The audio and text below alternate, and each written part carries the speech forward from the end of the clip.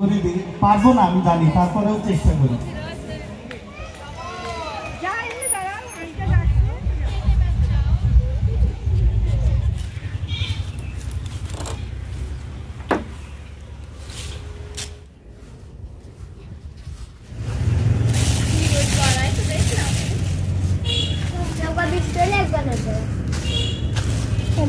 আসসালামাইকুম, আপনারা সবাই কেমন আছেন? আশা করি ভালো আছেন, যে যেখানে আছেন সুস্থ আছেন।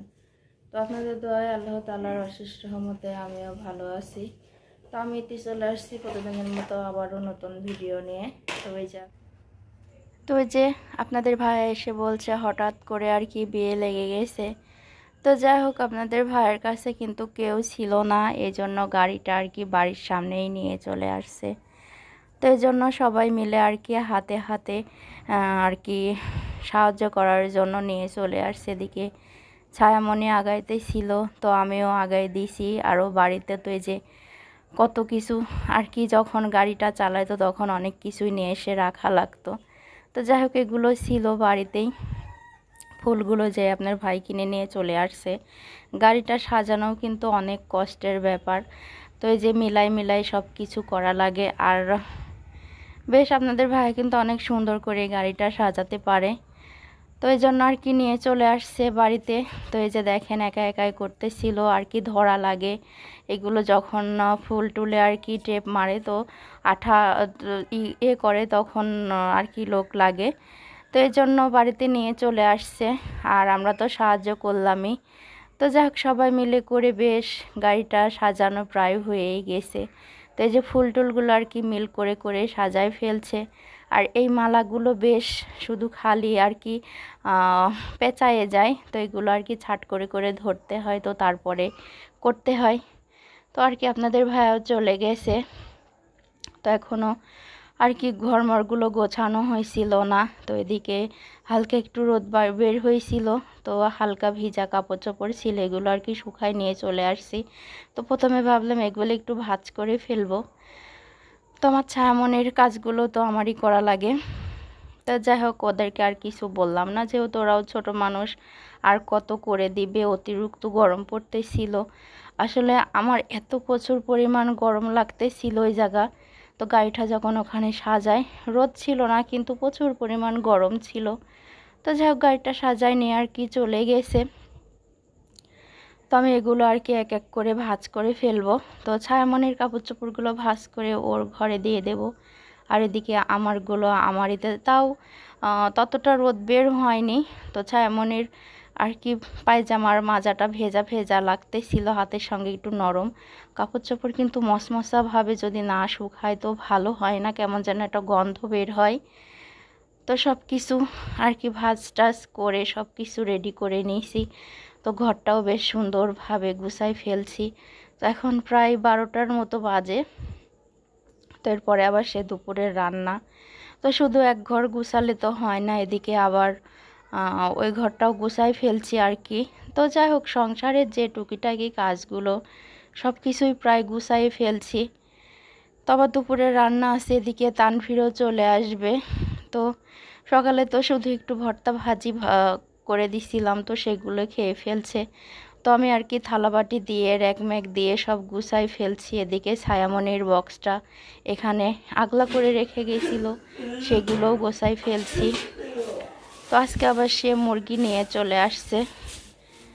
তো মুরগিটা আগে কেটে ধুয়ে পরিষ্কার করে নেব। তো এদিকে তানভীরও স্কুল থেকে চলে আসছে। সব কিছু কিন্তু এক হাতে আমার কাজগুলো করতে হয়। তো এক হাতে কাজ করতে গেলে কতটা হিমশিম খায় বোঝেন আপনারা, যারা আর কি একা একা সংসারের ছেলে মেয়ে নিয়ে কাজগুলো করেন, তো তারাই কিন্তু আমার কষ্টটা অবশ্যই বুঝবেন। আর তার মধ্যে অনেকটা গরম পড়তেছিল। তো এই যে মশলাগুলো নিয়ে আসছে, তো মুরগিটা কাটার আগে মশলাগুলো কৌটোতে আমি ঢেলে নেব। তো সব কিছু যদি ঢেলে রেডি করে নিই, তো এক হাতে কিন্তু কাজটা গোছানো ভালো হয়, আর রান্নার সময় সব হুড়োপটি হয় না। তো এদিকে তো যাই হোক, সব কিছু আর কি এক হাতে কেটে মেটে রেডি করেই নেব। আর মুরগিটা কাটাও কিন্তু অতিরিক্ত, আর একদিকে ভালো হয়েছে যে পরিষ্কার করে নিয়ে চলে আসছে। তো এই যে মুরগিটা কাটার পরে ধুয়ে রাখছি, তো লবণ দিয়ে এখানে মাখায় রাখছিলাম। তো ধোয়াও শেষ করে ফেলছি আর সব মশলাগুলো সব রেডি করেও ফেলছি, পেঁয়াজ রসুন গোটা গোটা মশলা তো সব একসাথে আর কি যেভাবে লাগে আলুগুলো কেটে ধুয়ে রাখছি, সব কিছু নিয়ে মশলাটাও বেটে ফেলছি, আদা জিরা পেঁয়াজ রসুন দিয়ে সব আমি রেডি করে নিয়েছি। এখন শুধু রান্নাটা চড়াবো। তো এদিকে প্রায় আর কি জোহরের আজানই দিয়ে দিছে। তো যাই হোক রান্নাটাও শুরু করে দিছি, তার কারণ মুরগির মাংস রান্না করতে কিন্তু ততটা সময় লাগে না। তো এদিকে আবার তানভীরও বলতেছিল যে ওর খুব খিদা পাইছে, তো বলতে বলতে আর কেউ বাহিরে খেলতে গেছে। তো এই ফাঁকে আমি রান্নাটা করে ফেলবো, বললাম যে তুমি একটু বাইরে যাই খেলো। এখানে কিন্তু এসে খুব জ্বালাতনও করতেছিল, আসলে বাচ্চা না, ওর আর কি মুরগির মাংসটা খুবই পছন্দ। তো যখনই একটুখানি গন্ধ পাই বলে আম্মু খিচড়ি রান্না করলেও বলে যে কিসের গন্ধ পাচ্ছি। তো যাই হোক ওর ছোটো হলেও বুঝতে পারে যে ও হলো মানে গন্ধ জিনিসটা ও ফিল করতে পারে যে কিসের গন্ধ। তো যাই হোক মুরগির মশলাটা কিন্তু আমি ভালোভাবে কষাই ফেলছি। তো এদিকে মাংসটা উঠাই দিলাম, একটু ভালোভাবে কষিয়ে রান্না করব। মুরগির মাংসটা কিন্তু ভালোভাবে যদি ভাজা করে কষানো যায় তো সেই মুরগির মাংসটা কিন্তু কোনো একটা গন্ধ লাগে না, তো অনেকটা মজা হয় খেতে আর কি। তো আগে যাই হোক রান্না করতে পারতাম না, এখন সব কিছুই আর কি মোটামুটিভাবে রান্নাটা শিখে গেছি ইনশাল্লাহ। আরও যত দিন যাবে তত শিখে যাব। তো রান্না শেখারও কিন্তু কোনো শেষ নাই। তো এই যে দেখেন আমার মুরগির মাংসটা কিন্তু প্রায় কষানো হয়ে গেছে, কালারটা অনেক সুন্দর আসছে। তো আমি এর মধ্যে কিন্তু আলুটাও দিয়ে দিছি। তো মুরগির মাংসটার আলু কিন্তু আগে ভেজে রাখছিলাম, তো ভাজা আলু দিলে আর কি একটা সুন্দর গন্ধ হয় আর আলুটা অনেক স্বাদ হয়। আপনার ভাইয়ার আবার মাংসের মধ্যে আলুটা অনেক পছন্দ, তো আমরা সবাই খাই মোটামুটি আলু, ভালো লাগে। আর তানভীর একটু আলু দিয়ে ভাত মাখাই দিলেও খুব খুশি হয়। তো যাই হোক রান্নাটা শেষ করে আর কি বিকেল টাইম অতিরিক্ত মেঘ লেগে আসছে চারপাশে।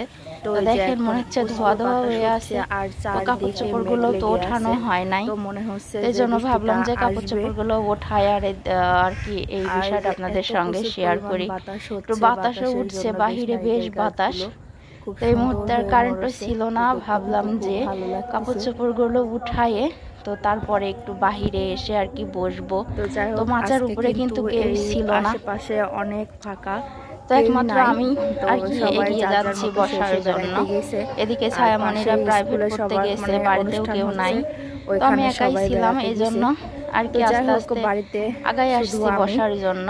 আসলে বিকালের আমার আবহাওয়াটা বেশ ভালো লাগতেছিল আমার। তো ওই যে তিশা ভাবে হলো তানজিলাদের বাসায় গেছে, সেখান থেকে এদিকে যে তিশা ভাবিদের যে জাম্বুরার গাছটা ধরছিল, তো এদিক তো তানভীরও নাই, তানভীরও খালার বাড়িতে। এই যে দেখেন মাচাটা কিন্তু পুরাই ফাঁকা, খালার সঙ্গে খালার বাসায় বেড়াতে গেছে, হালকা বাতাস আসছে সময় বেশ ভালো লাগতেছিল। পুরোপুরি বাড়ির মধ্যে অনেকটা প্রচুর গরম, এই জন্য আর ওখানে বসি নাই। তো আমার শাশুড়ি এদিকে এসে আর কি বসলাম, আর চারপাশটা বললাম না দেখেন খুবই ফাঁকা নির্জন হয়ে আছে। এদিকে তিশা ভাবিরাও ছিল না, তো আমাকেও বলছিল দেখার জন্য, ওর মেয়ের বাসাতে যাওয়ার জন্য বলছিল, আমার জন্মদিন ছিল, তো ভাবলাম যে চলে আসবে, স্যার বাবাই আনতে যাবে, গরম ছিল এই জন্য হয়তো আসবে নাই। যাক একটু এদিকে আর কি এগিয়ে আসছি, ঠান্ডা ভাবে দেখতে ভালোই লাগতেছিল, কাউকে পাচ্ছিলাম না। আর এখানে দেখেন হাঁসগুলো বেশ বিকেল টাইমটা বেশ আর কি বসেছিল। তো যাই হোক হাঁসেরও খুব ভালো লাগতেছিল যে ঘাস পাতার গুলো খাচ্ছে।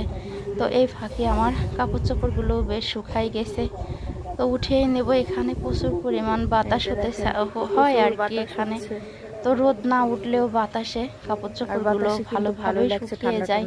আর যেটুকু নরম থাকে সেটুকু ফ্যানের তলে দিলে আর কি সব সারা রাত পরে বাতাস পাইলে সেটাও শুকাই যায়। তো পাতলা কাপড় চোপড় তো অনেকটাই শুকাই আসছে, হালকা একটু ভেজা মানে একটু নরম আছে, অতটা মশা হয় নাই। তো যাই হোক আবার কালকে দিলেই হয়ে যাবে, যেহেতু বাইরে অনেক বাতাস। তো এখানে কিন্তু ক্যামেরা ধরার মতো কেউ ছিল না, এক হাত দিয়ে ক্যামেরা ধরে এক হাত দিয়ে কাজ করা অনেক কষ্ট হয়।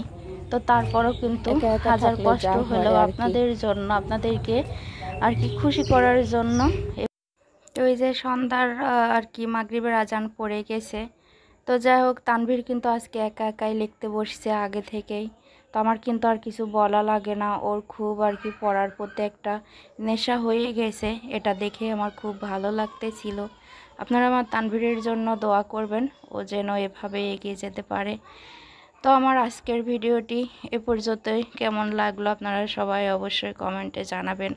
আর চ্যানেলটিকে এখনও যারা সাবস্ক্রাইব করেন নাই তারা অবশ্যই সাবস্ক্রাইব করে দিবেন। আর কোনো ভুল ত্রুটি হয়ে থাকলে অবশ্যই ক্ষমা করে দিবেন। তো আজকের ব্লগটি আমার এই পর্যন্তই। আল্লাহ হাফেজ।